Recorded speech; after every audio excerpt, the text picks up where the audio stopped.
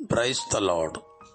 கிறிஸ்துவுக்குள் எனக்கு மிகவும் பிரியமான என் அன்பு சகோதர சகோதரிகளே, ஆண்டவராகிய இயேசு கிறிஸ்துவின் நாமத்தினாலே உங்களுக்கு மிகுந்த சமாதானமும் நல்ல சரீர சுக பலமும் இருதயத்திற்கு மிகுந்த ஆறுதலும் உண்டாவதாக என்று நான் உங்களை வாழ்த்துகிறேன். பேதுரு தன்னுடைய படகை ஆண்டவருக்கு விட்டு கொடுத்தான். ஆண்டவர் இயேசு அவனுடைய படகில் இருந்து கொண்டு ஜனங்களோடு பிரசங்கித்தார். அதற்கு பிறகு மீன்களை பிடிக்கும்படி ஆழத்துக்கு கொண்டு போய் உங்கள் வலைகளை வீசுங்கள் என்று சொன்னார். பேதுரு அந்த பிரகாரம் ஆழத்துக்கு கொண்டு போய் மீன்களை பிடிக்கும்படி தன் வலைகளை விரித்தார். 2 படகு நிரம்பத்தக்கதான மீன்கள் அந்த வலையில அகப்பட்டு கொண்டது. அவன் தன் கூட்டாளிகளுக்கு சைகை காட்டி அந்த மீன்களை 2 படகு நிரம்ப அப்படியே கரைக்கு கொண்டு வந்தார்கள். இந்த அற்புதம் எதனால நடந்தது என்றால், பேதுரு முழுவதும் பாடுபட்டு உழைத்து ஒரு மீனும் அகப்படாமல் இருந்த காலத்தில் அவன் மிகுந்த சோர்வோடு இருக்கும் போதுதான் இயேசு அவன் படகை கேட்டார். அவன் அந்த சோர்வின் மத்தியிலையும் தோல்வியின் மத்தியிலையும் தனக்கு நஷ்டம் ஏற்பட்ட சூழ்நிலையிலும் தனக்கு வருமானம் கிடைக்காத அந்த சூழ்நிலையிலும் ஆண்டவர் இயேசுக்கென்று தன் படகை முழு மனதோடு ஒப்பு கொடுத்தார். அதன் நிமித்தம் ஆண்டவர் அவனுக்கு அற்புதம் செய்தார். திரளான மீன்களை அவன் பிடித்துக் கொண்டான். எல்லாமே ஆண்டவருடைய கிருபையினால நடந்தது. இன்றைக்கு சிலர் ஆசீர்வாதமாய் இருக்கும் போது அல்லது இதுபோல திரளான மீன்களோடு கரைக்கு விசைப்படகுகள் திரும்பும் போது தேவன் ஆசீர்வதித்தார் என்று சுற்றியிருக்கிறவர்கள் நாவிலிருந்து வார்த்தை வரவே மாட்டேங்குது. அதுக்கு பதிலாக ஏதோ மந்திரவாதியை பார்த்திருக்கிறான், ஏதோ மந்திரவாதிக்கு பணம் கொடுத்திருக்கிறான், அதனால அவனுக்கு அதிக மீன் கிடைத்திருக்கிறது என்று சொல்லுகிறார்கள்.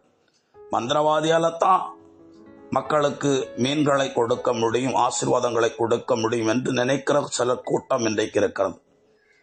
ஆண்டவரை உண்மையாய் தேடுகிறவர்களுக்கும் தேவன் தக்க கைமாறு செய்கிறார் என்பதுதான் யதார்த்தமான ஒரு சத்தியம். நான் இப்போ உங்களுக்கு ஒரு வசனத்தை வாசிக்கிறேன். 2 நாளாகமம், அதாவது 2 குறிப்பேடு 14ஆம் அதிகாரம் 7வது இறைவார்த்தை. அவன் யூதா மக்களிடம், நம் கடவுளாம் ஆண்டவரை நாம் நாடியதால் நாடு நம் கையில் நிலைத்துள்ளது. நமக்கு எத்திக்கிலும் அவர் அமைதி அளித்துள்ளார்.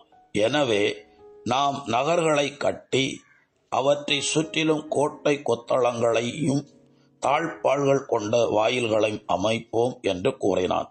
அதாவது ஆசா ராஜா தன் வாழ்நாள் முழுவதும் யுத்தங்களானாலும் சரி, எதிரிகள் எதிர்த்து வருவதானாலும் சரி, அவன் ஆண்டவரை சார்ந்து கொண்டு ஆண்டவரை தேடி அவரை மகிமைப்படுத்தி யுத்தங்களுக்கு கடந்து போவான்.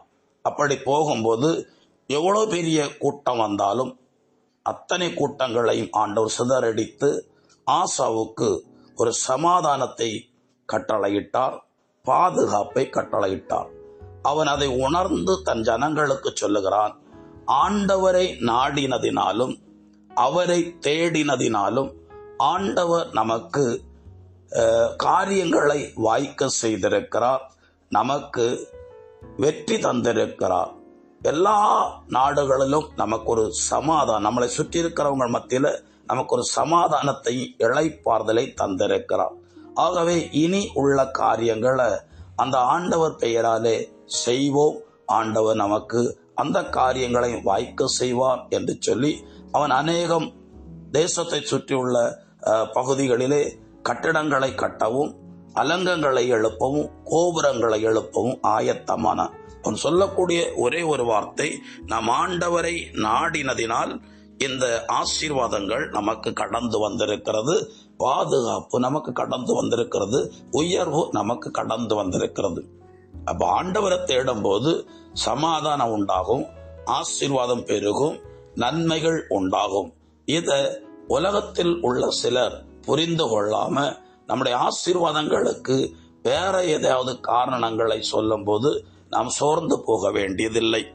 ஆண்டவர் நம்மை ஆசீர்வதித்தார் என்பதை நாம் முழு மனதோடு ஜனங்கள் அறியும்படி நடந்து கொள்ள வேண்டும். நம்முடைய நடவடிக்கைகள் அப்படி ஆண்டவரை அதிகமா மகிமைப்படுத்துகிற வார்த்தைகளோடு கூட ஜனங்களிடத்திலே பேசி கடந்து செல்ல வேண்டும். ஒப்பு கொடுப்போம். எங்களை அதிகமாய் நேசிக்கிற எங்கள் அன்பின் பரலோக பிதாவே, இந்த இறை வார்த்தைகளை கேட்கிற ஒவ்வொருவரையும் இன்று முதல் பிரத்யேகமான ஆசீர்வாதங்களை பெற்று சுற்றிலும் இருக்கிற ஜனங்கள் மத்தியில் சமாதானத்தோடு மனமகிழ்ச்சியாய் வாழும்படி கையின் பிரயாசங்களில் கர்த்தர் ஆசீர்வாதத்தை வழங்குவீராக. அது பேதுருக்கு வழங்கின கொடுத்த ஆசீர்வாதம் போல இரட்டிப்பான ஆசீர்வாதங்களை நன்மைகளை கொடுத்து இவர்களை ஒரு சாட்சியாய் நிறுத்துவீராக.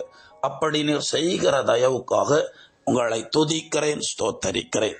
இயேசு கிறிஸ்துவின் பெயராலே ஒப்பு கொடுத்து ஜெபிக்கிறேன். ஜெபங்கேளும் ஜீவனுள்ள நல்ல பிதாவே, ஆமேன். God bless you. சமாதானம்.